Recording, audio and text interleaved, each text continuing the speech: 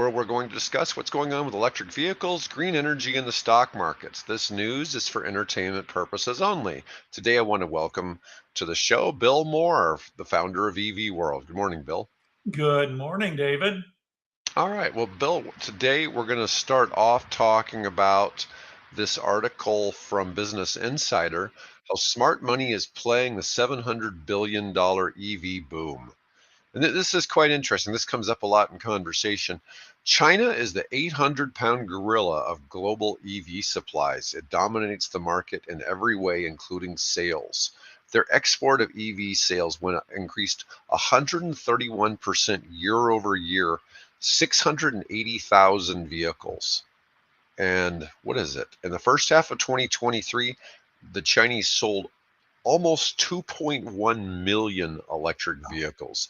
That is a big number. And I don't think people realize how many electric vehicles are being made and sold in the Chinese market. Yeah. I saw, I think they're 31% of Tesla's market. Yeah, it's huge. The Tesla, of course, took advantage and saw that growth. And I should point out that not all of those are BYD and Neo and Lee and obviously Tesla. A lot of those are some of the smaller electric vehicles that are being produced over there, and vehicles that you can pick up. I guess what we would regard many in regard as low speed electric vehicles, just for running around town in urban areas, or in some cases what farmers use for transporting crops around their village and things like that. But still, that is a significant number, made possible in large part due to what we would regard as very progressive funding policies, grant policies, and rebates and things of that nature. So, according to this, last year's global EV markets, China accounted for 60% of all global electric car sales. Yeah. That is staggering that one country is 60% of electric vehicles.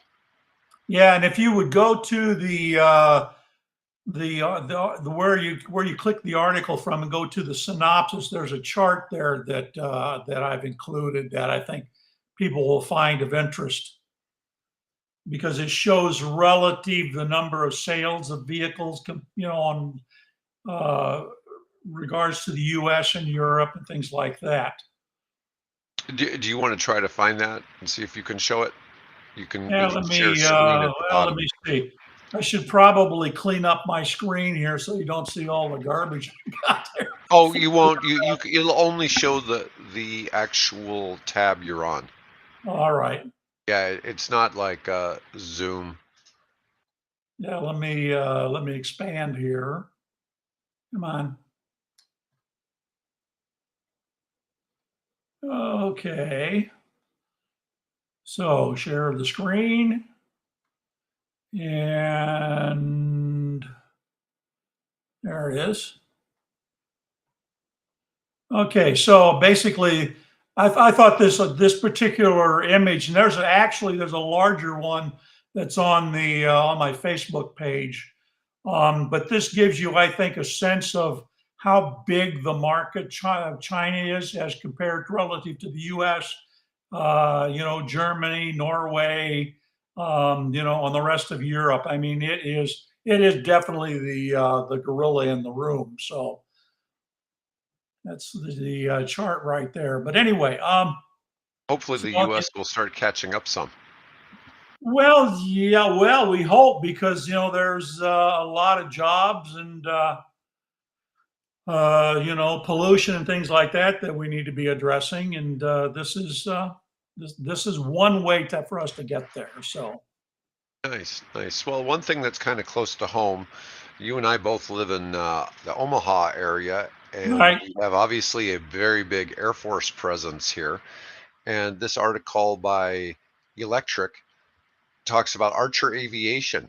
So, an electric vertical takeoff and landing purchase contract from the U.S. Air Force worth $142 million. That's nice to see yes, the Air Force doing this. And I'm assuming that this type of aircraft, once again, we were talking about this before the show about the silent vehicles. I'm assuming this will be a silent aircraft. Well, I think that's a misnomer because I think anytime you have an object whirling at near the speed of sound, Yes. you're going. I mean, your fan in your house is not quote silent. I mean, it does. You're disturbing air and it's going to make noise, but it is not like you and I live under the flight path of Offutt Air Force Base, and we have the reconnaissance 707, the KC-135s, the RC-135s, and from time to time we have the E-4s, the big 747s, and every now and then we have the odd fighter jets and transport planes, moving through, and they let particularly those fighter jets, the F-16s and the Super Hornets, they let they're in the area. So compared to them, of course, then we have a National Guard and they fly over occasionally with Black Hawks and things of that nature. So they're not totally silent, but I think the advantage here is the fact that you have the capabilities of a helicopter mixed with the speed and maneuverability of a conventional aircraft in one vehicle. And it's not like the Osprey where you've got big turbine engines hanging out on the tilt. This can accomplish it with just a series of multiple electric motors. So in that respect, I think they're curious because this gives them the I mean, the article talks about the fact they'd like to use it for personnel transport, they'd like to use it for logistics support, and they'd like to use it for emergency services, rescue, and things of that nature. My question is, and I haven't, to be honest, I did not look at a lot of detail on this particular aircraft. I'm assuming that it's probably a hybrid, because if they're going to get any kind of operational range out of it, they're going to need to have a turbine generator on board to generate the power that's going to be needed by those multiple electric motors that are hanging out on those appendages on the wings and things. Well, But it is, maybe they're looking at some of the new solid state technology because the solid state technology on the batteries weighs less and holds more energy. oh yeah, definitely. And that I would imagine that's part of what the Air Force is looking at, because it does say the contract is going to involve ongoing research and development and support. So my guess is that they'll start off with the first couple aircraft will probably be they could be all electric, and they just simply use them for local testing around their Aberdeen or wherever Nellis, wherever they're going to do the testing on this. So they're going to manufacture these in Covington, Georgia. That's nice. Be good. That'll be good for Oh that yeah, market. yep. Let's see. Archer, the Stellantis is helping Archer to help erect its new facility, get the Midnight EVTOLs into the air by 2024. That's pretty quick. Now we should, if Stellantis is not a name that viewers recognize, it is the consortium that controls Renault and Nissan and Chrysler and Jeep and that whole. And then I think there's I think Fiat as well. So they're a consortium that controls a number of other branded aircraft. So getting their support for a project of this nature, obviously is a feather in the cap of that company. That's a pretty cool looking aircraft. That's a lot of Yeah, it is, isn't propellers. it? Yeah. 12 propellers. Let's see. And Air Force is going to purchase 6 to start with. Let's see. They're going to help the DoD develop maintenance and repair operations under its AFW ERX Agility Prime program. I should Archer's been point out, involved since 2021. yeah, I would think one of the reasons the Air Force is interested, because if you know anything about helicopter maintenance, you have to a helicopter is on the ground more time for maintenance than it is in the air. That's just the nature of maintaining the mechanical integrity of the aircraft.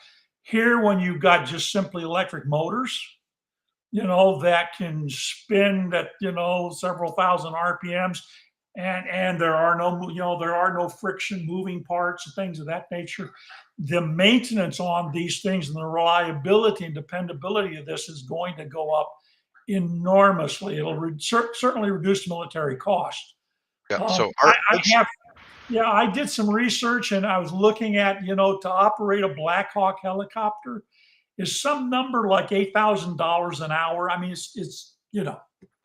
it's incredible, and most of that has to do with not just the jet fuel that's being pumped through the turbine, but it's all that maintenance that has to go on the aircraft.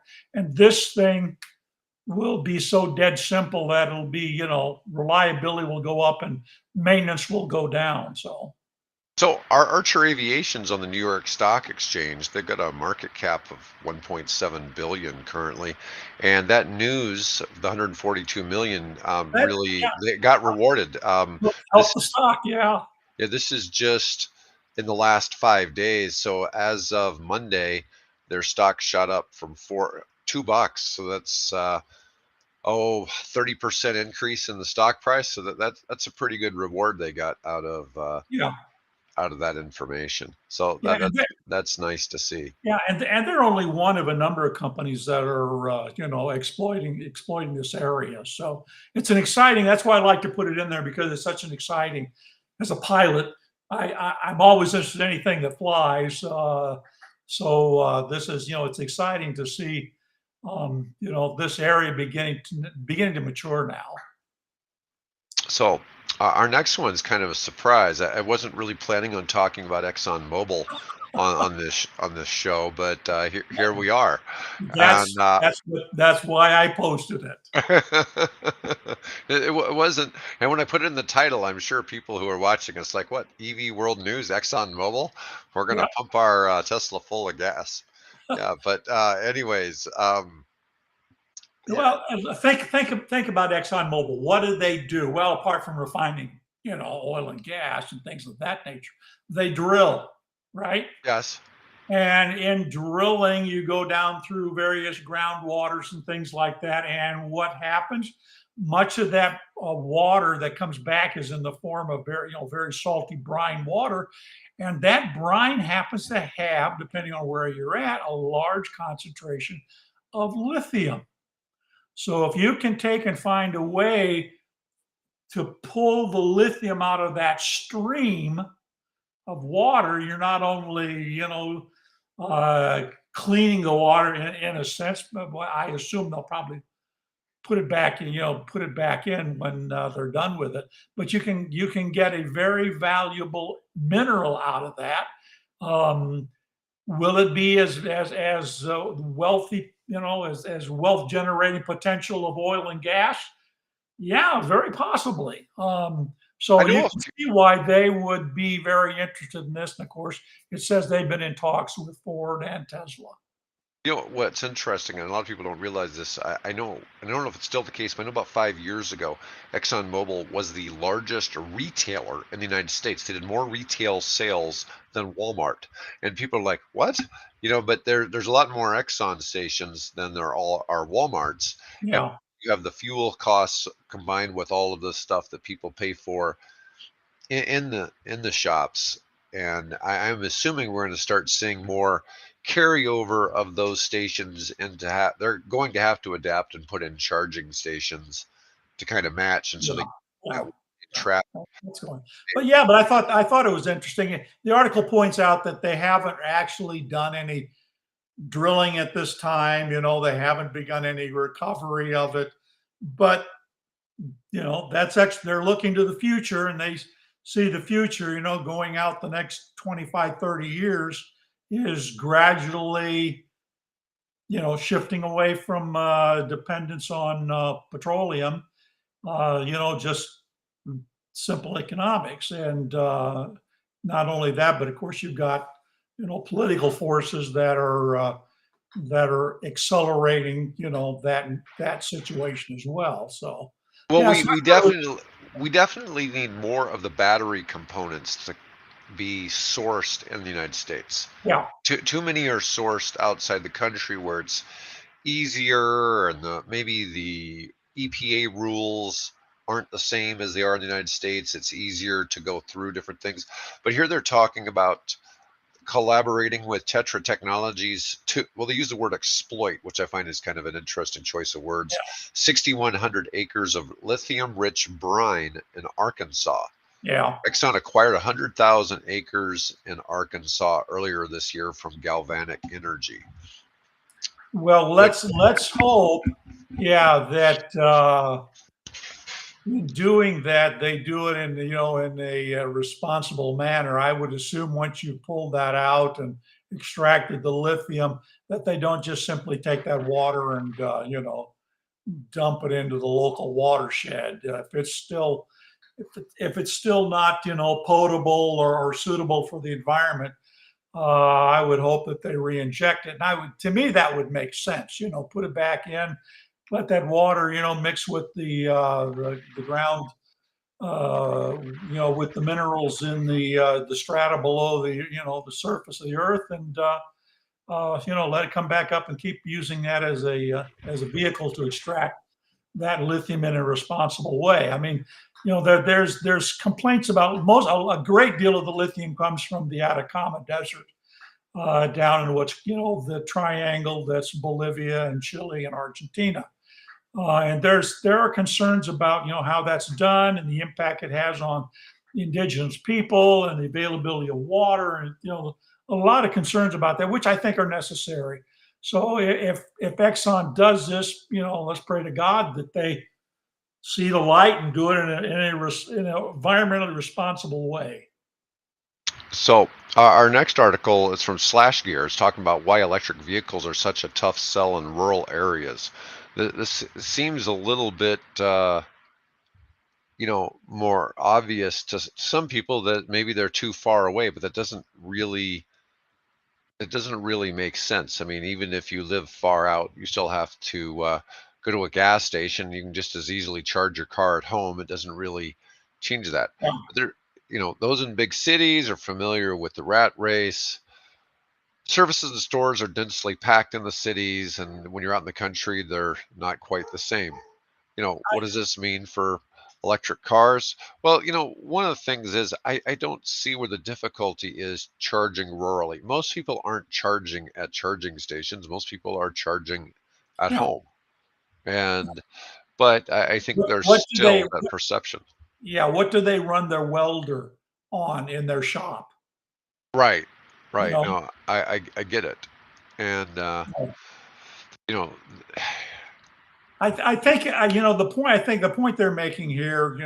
I try when I post these things. I try to post articles, not just articles that are favorable to electric vehicles, but also try to post articles that are less favorable to give people a sense of what are the extremes here. What are the poles of this particular topic.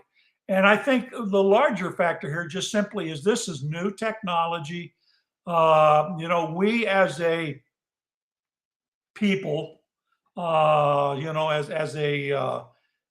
a critter of this earth, we are reluctant, resistant to change. There yes. has to be some really compelling reason why we're going to abandon something that we've grown up with. I mean, most of us, have grown up, in an automobile-driven culture. Um, so, we're comfortable with it. We know where the gas stations are. We know how to insert our credit card in the machine, all those things. Um, so I think this is more not so much a technical problem as it is a cultural, ingrained attitude that I don't know, this is new. And if I buy this thing and it's expensive, because, cars are like the second most expensive thing that we invest in as a people. Right. And so, if you're going to be prudent and circumspect with how you spend your money, what you do want to get something where, you're going to be stuck out in the middle of a cornfield somewhere and no place to charge your car. how people might be thinking about this. So I think that it'll come, it'll happen, and there needs to be and efforts are being made to make charging more available in the rural areas. So, but yeah, it's just anytime you want to make a major change like of this nature, it's going to take time. Oh, no The doubt. problem is, do we have the time? Do we have the time to wait 100 years to make the transition, or do we need to make it a lot sooner? And that's a debate that probably is above my pay grade. Well, let's get into this is kind of one of the funnier ones. The Rivian CEO Yeah, says buying an internal combustion engine vehicle is like building speaking a of horse which, barn in 1910. yeah. Um, I'm sure people still build horse barns, but just not as many, right? You Well, know, yeah. but Well, you and I've had this discussion about what was happening with horses at the turn of the previous century, right? yes, now cars Two, solve two, the horse two problem. centuries, 2 centuries ago, actually. Yes, yes, And all the pardon my language. I hope we don't get banned for this, but all the horse shit yeah, and the urine that the horse put out, and the horse diseases they had in the I think it was late 1880s. There was an equine disease that went around and felled thousands of horses, and so they had to find a way to dispose of all of those. So the invention of the automobile was a godsend yes, to Americans, to big Eastern American cities, because it got rid of all of that, horse manure. yes, It eliminated the jobs of the guys that went around and scooped it up, but I'm sure yes. they were probably happy to do something else. Probably, probably. It is funny to think about the jobs that go out when new technology comes around, you Right. know. So there were no more horse carriage repairs. I'm sure they all became auto mechanics, though. Well, very It possibly, would seem very like the likely possibly. transition, right? They Um, went from that to motorcycles, and from motorcycles they went to either cars or airplanes. So Here's what he said. I think the reality of buying a combustion powered vehicle in light of the policy that's coming is sort of like building a horse barn in 1910, Scaringe said. Like, imagine buying a Chevy Suburban in 2030. Like, what are you going to do with that, right? In 10 years, like the gas stations will be slowly disappearing. It's just weird. Now, I fully expect there to be a fully electric Suburban or something. It'll be hybrid. And I've had this discussion before. I think we're going to see a lot more hybrid technologies before we really see the complete carryover to EV. And I think that's a lot easier for people to wrap their head around, is well, to yeah, because it's transition to hybrids and plug-in hybrids. right, exactly. Well, with respect to plug-in hybrids only have a value to environmentally and to you economically if you plug it in. Because what they found with many plug-in hybrid owners is they don't plug them in. Oh, that's interesting. Yeah, so if you're going to get the benefit of environmental benefit of that plug-in hybrid, please plug it in. You can do it with a 110 power outlet. I plugged in my Fiat 500 electric car, and for 3 years I operated off a 110 outlet. So it Nice. works. You can do it. So plug it in. The question that has been around for a long time is, does it make sense to carry around all that extra weight of an internal combustion engine and all that goes with it, plus an electric drive and a battery system and the inverters, and the chart and all of that? Does it make sense to go around carrying all that weight? Yeah, okay, for some people in some driving situations, it does. But for a lot of people, other than the fact that they take what, 2 or 3 trips a year, to go see their, relatives in the next state, most people, the average person puts on 30 miles a day. That's the reality. So, do you need to be lugging around all that weight and complexity? That's a decision that each person has to make. Personally, I have an electric car, but I also, because it's paid for, it'll do what I need to do. I also own a hybrid. Now it sits most of the time, unless my wife wants to go off, and do some shopping and things of that nature. The hybrid sits most of the time, but we took a trip recently to Des Moines. We Mhm. took the hybrid, and still got 45, 50 miles per gallon. So everybody's situation a little bit different. And so for some people, a hybrid is going to make sense. Please, if you buy a plug-in hybrid, plug it in. Plug it in. Use that battery. Well, one thing on the hybrids, the batteries are smaller, so you're not carrying a lot of battery weight, and the electric drive engine isn't that heavy to start with, and they tend to be low horsepower gas motors when they are. Yeah, in the Prius, it's a four-cylinder with a CVT transmission, and the battery is 1.6 kilowatts. So it's really, all it is the way I like to describe it is you're just adding an extra two cylinders when you need them to that four-cylinder engine, because you're coming in and you're giving a little electric assist, to boost. Maybe kind of like thinking of like having a turbocharger, on a gas engine. So that electric is only giving you that little bit extra boost. And there are times when you're kind of in a cruising mode where the motor runs rather than the gasoline engine. I mean, the Prius is brilliant. I drove the very first Prius in the United States in 1997, and I drove the very first Prius in Nebraska in 1998. I'm familiar with the technology, and I've owned two hybrids, so I know the technology. But I will guarantee you that once you drive an electric, most people find you're not going back. You're not going back. It's so much more. It's like, I like to describe this. It's like going from a piston engine airliner, if you're old enough to remember DC-6s and DC-7s and Strata, Boeing Strato cruisers. I've flown in all those, and going to a jet, because the difference is phenomenal. And again, once you've had the opportunity to drive an electric, consuming it meets your needs, how you're living your life, most people find that they don't want to go back. All right. Well, well, Bill, Are we done? yeah, I think that wraps up our show Yeah, today. Want to thank good. everybody. Want to thank you for coming on today. I'm going to go ahead and end